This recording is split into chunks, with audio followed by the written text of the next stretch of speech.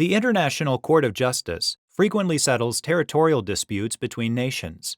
However, because the parties in these disputes are sovereign states, they can be subject to the court's jurisdiction only with their consent.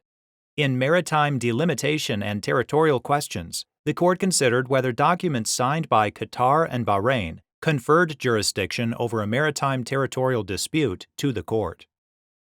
For over 20 years, Bahrain and Qatar unsuccessfully attempted to resolve a dispute regarding sovereignty over the Hawar Islands, sovereign rights over certain shoals, and delimitation of the maritime boundary between Qatar and Bahrain. In 1976, the amirs of Bahrain and Qatar entered an agreement with the King of Saudi Arabia to attempt to resolve the dispute through mediation.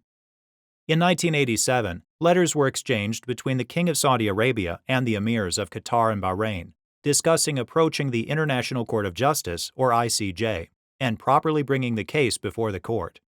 This included forming a tripartite committee to agree on processes and objectives for referring the matter to the I.C.J.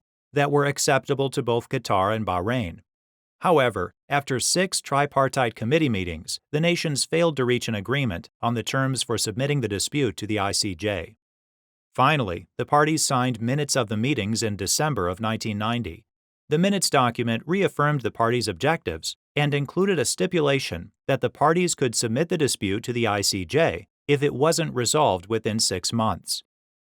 In July 1991, Qatar filed an application instituting proceedings against Bahrain before the I.C.J., and Bahrain disputed the court's jurisdiction.